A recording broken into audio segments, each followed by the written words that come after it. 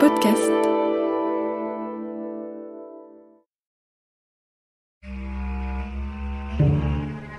Affaire Ranucci, épisode 6. Pierre Rambla en croisade contre le pull au vert rouge. Un an après la sortie du livre Le pull au vert rouge, le réalisateur Michel Drac l'adapte sous le même titre pour le cinéma. La sortie du film est programmée le mercredi 7 novembre 1979. Mais la veille, cette sortie reste incertaine.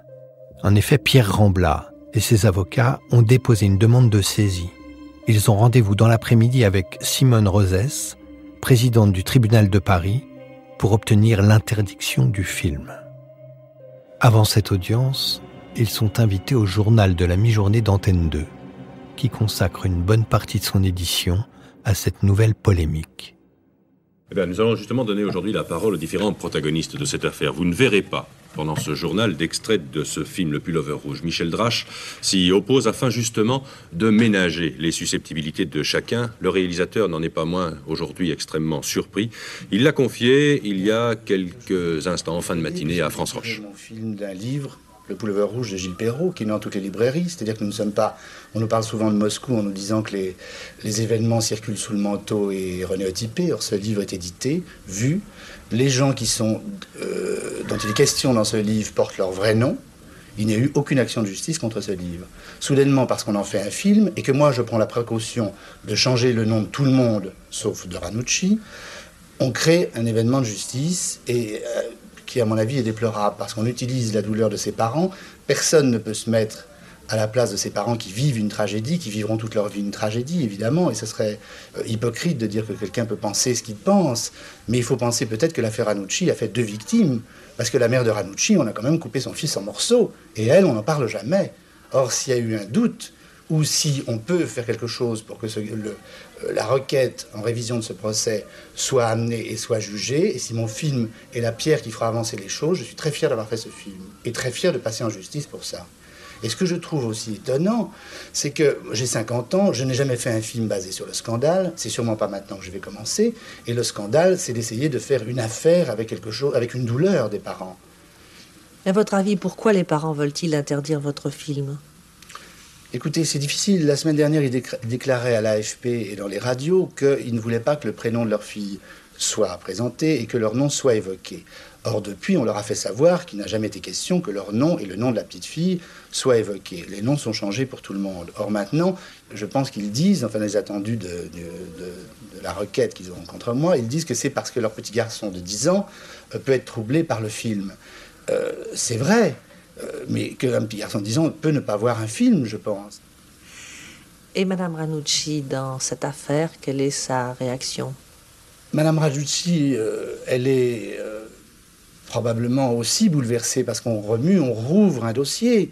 Elle n'a pas vu le film, je pense, mais je veux dire, elle sait qu'on va éclairer les zones d'ombre qui ont condamné son fils. Alors, ce qui est aussi bizarre, c'est que dans le livre comme dans le film, on ne dit pas Ranucci était innocent, on dit il était peut-être innocent, il était peut-être coupable. Il y a des zones d'ombre des deux côtés, c'est l'évidence. Mais ce qu'on démontre, c'est la façon dont ça s'est passé et qu'en aucun cas, je pense, on a pu... Tout ce qui était pour son innocence a été escamoté.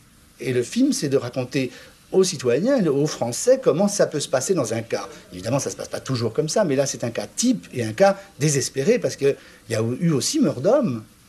Alors, en somme, votre film, comme le livre de Gilles Perrault, dit « Il y a peut-être eu erreur judiciaire ». Absolument.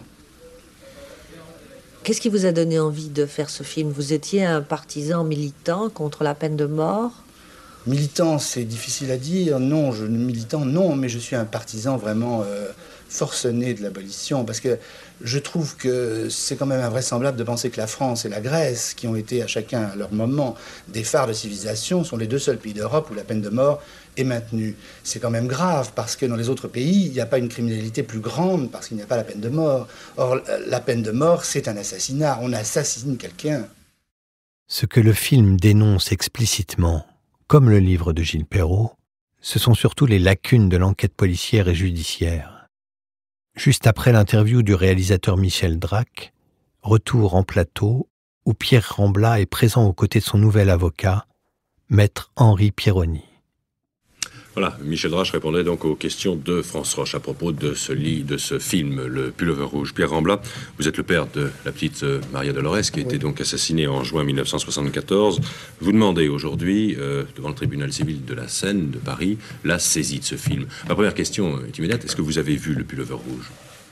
Oui, j'ai acheté Le Pullover Rouge et j'ai pris connaissance du Pullover Rouge.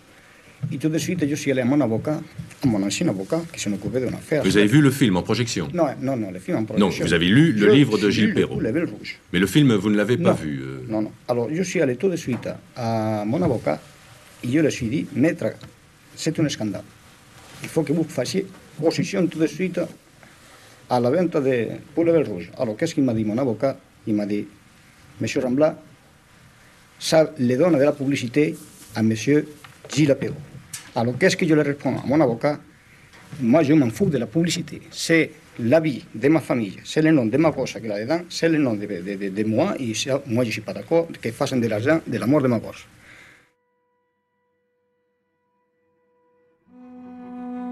On sent l'émotion de Pierre Rambla, dont les mots se précipitent et qui martèle la table de sa main pour marquer ses propos. L'avocat auquel il fait référence et qui l'a défendu pendant le procès, c'est Gilbert Collard, qui n'était pas encore une célébrité médiatique. Gilbert Collard a donc conseillé à Pierre Rambla, au moment de la sortie du livre Le Pullover Rouge, de ne pas attaquer en justice. Scandalisé à l'idée que certains puissent se servir du meurtre de sa fille pour gagner de l'argent, Pierre Rambla change d'avocat. Sur le plateau d'Antenne 2, le chroniqueur judiciaire Paul Lefebvre continue l'interview de Pierre Rambla. Monsieur Rambla, je veux pas du tout, bien entendu, heurter votre douleur et le souvenir que vous avez de votre petite fille, mais je voudrais vous poser une question. Vous avez, et c'est votre droit, vous voulez que le meurtrier de votre fille soit, comment dirais-je, puni, quelle que soit d'ailleurs la sanction qu'il... Oui. Si par hasard on découvrait, je dis par hasard, par hypothèse, on découvrait que Ranucci n'est pas le meurtrier, mais qu'un meurtrier est un autre. Non, mais non. Le fait, je veux dire, le problème, vous, ce n'est pas une haine contre Ranucci en tant que tel, c'est en tant que le meurtrier. C'est pas mon problème, d'abord, c'est pas mon problème. Non, justement, vous dites que c'est pas votre problème. Donc, est-ce que vous ne pensez pas que une révision du dossier, et même par l'entremise de comment dirais-je, de ce mouvement d'opinion que peut avoir la publication d'un livre et d'un film, peut au contraire s'approcher de la vérité? Finalement, c'est le meurtrier que vous voulez voir découvrir. Écoutez, de la façon que ça a monté la campagne de presse.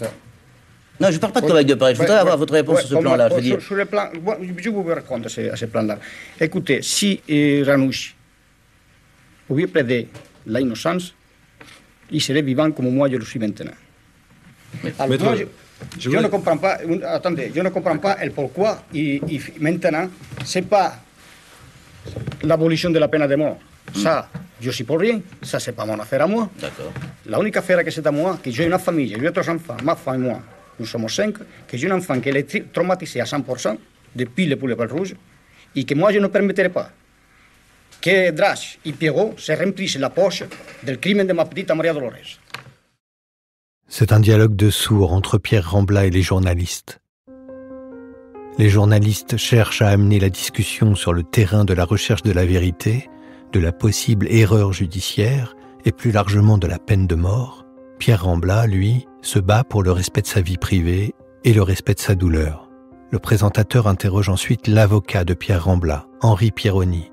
Celui-ci refuse de se laisser entraîner dans le débat pour ou contre la peine de mort et ramène la discussion à la défense de la vie privée de la famille Rambla.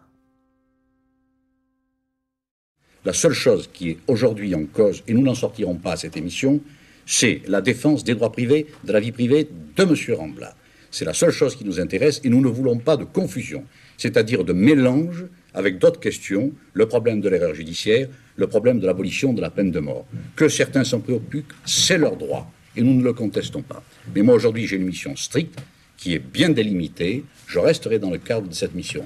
Je viens défendre l'article 9 du Code civil. On reprend bien entendu dans cet article la loi du 17 juillet 1970. Monsieur Rambla est un citoyen humble, un citoyen évidemment qui a besoin d'être assisté, et devant des forces qui sont considérablement plus importantes que la sienne, nous sommes là pour l'aider à éviter que sur un malheur qui ressort de sa vie privée, parce que qui viendrait dire et oserait dire même à cette table que la mort d'une enfant n'appartient pas à la vie privée de la famille Rambla. Mais personne ne conteste ça. Eh bien, à partir de ce moment-là, il faut respecter la loi. Malgré la requête de Pierre Rambla et de son avocat, le film sort à la date prévue. Seules quelques villes du Sud-Est refusent de le programmer.